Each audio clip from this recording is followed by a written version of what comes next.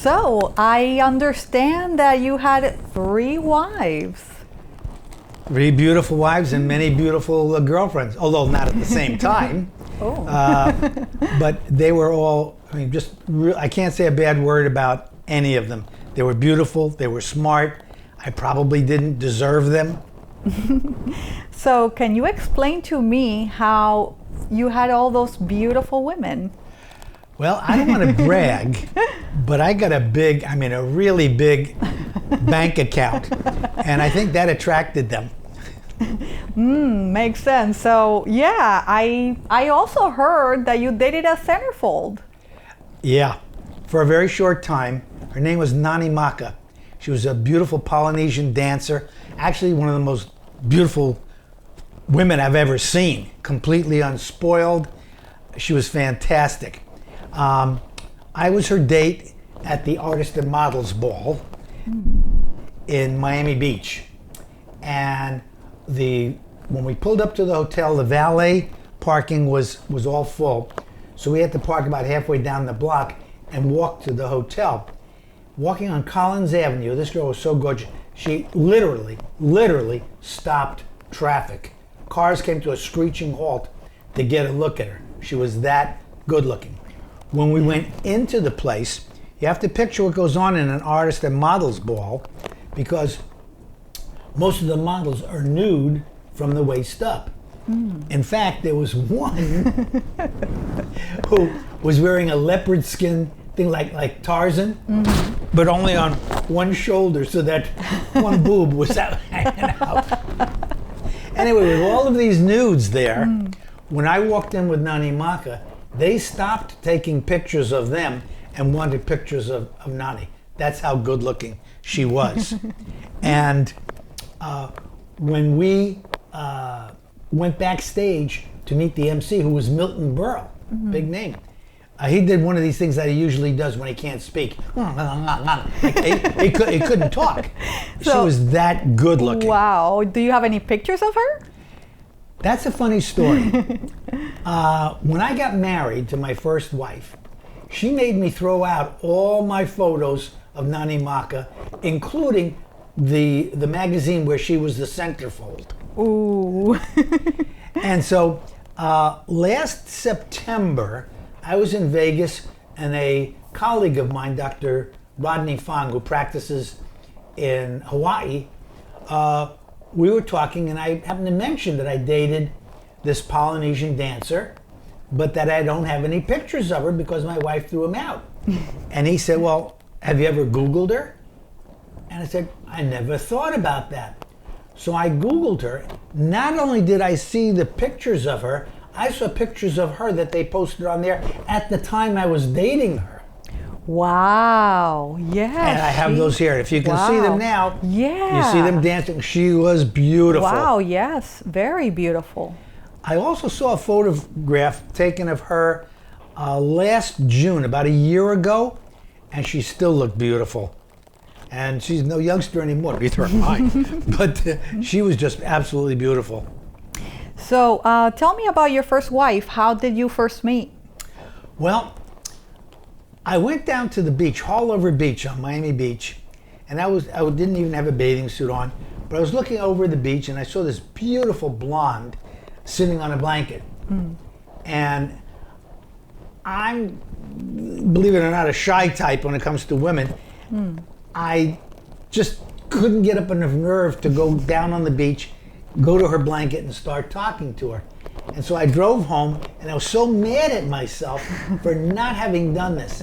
And I went back the next day, but this time I had a bathing suit on. And sure enough, she was there again. I said, okay, this time I'm not gonna let it pass. So I walked right past her the first time, down to the ocean, and there was tar on the beach. And I looked down, I'm up to my ankles in black tar. Ew. This is not the way you want to introduce yourself to somebody. I'm walking back, and I stopped and I said to her, hey, I want to warn you, there's tar on the beach. That was my opening line. And so I went up to the lifeguard station where they had some kind of stuff that would take the tar off. And I came back to her blanket, and we sat and we talked. And about an hour later, I told her I was going to marry her, and I did. Wow. So how long did the marriage last? Actually, it lasted 20 years. She worked in my office after that. She was my receptionist.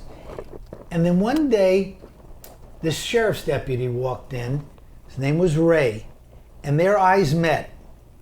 And I knew it before she did that those two were soulmates and they belonged together. And I fought it for a while. I fought it for a year. Those two wanted to be together. He was married at the time, too. Wow. And I held out, but finally after a year, she was miserable. She was making me miserable. She was making my son miserable. I finally stepped aside. So how long before your second marriage? That was the 4-year period that I talked about in between wives. So it was 4 years, and during that time I wasn't in solitude. I met this beautiful girl named Jo. We were on and off for about 3 years. We had great times together. We went to Vegas. She was the one in the photos of the penthouse. And we almost got married. But I think we both knew that it just wasn't right. And she finally met the right guy, and they did get married. And by the way, she called me 1 hour before the wedding. Oh. So how did you meet your second wife?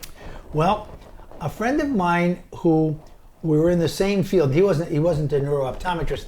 He was a learning disability specialist, and he opened up a school in a temple here in town, and he wanted to show it off to me. So he asked me to come down, and he was going to show me around. And we did the whole tour.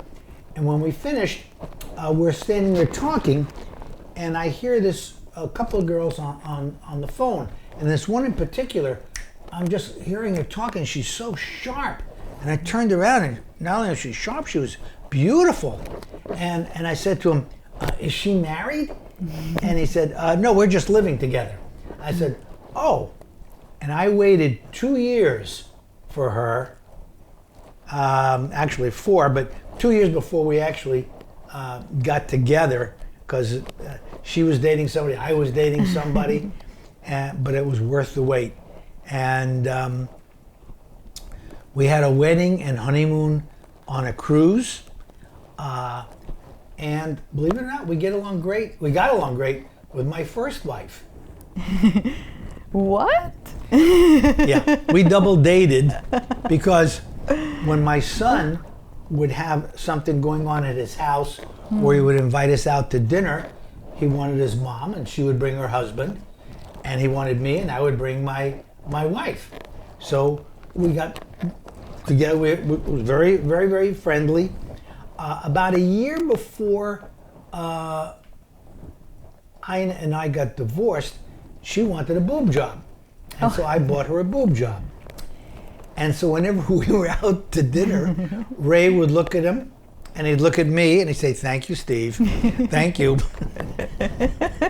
So how long were you two married? Allie and I were married 18 years. She was my soulmate, and we would still be married today.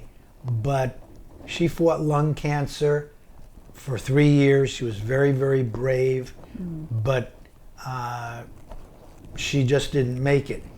And 3 months later, Ina Jean's second husband, Right. Ray, passed away.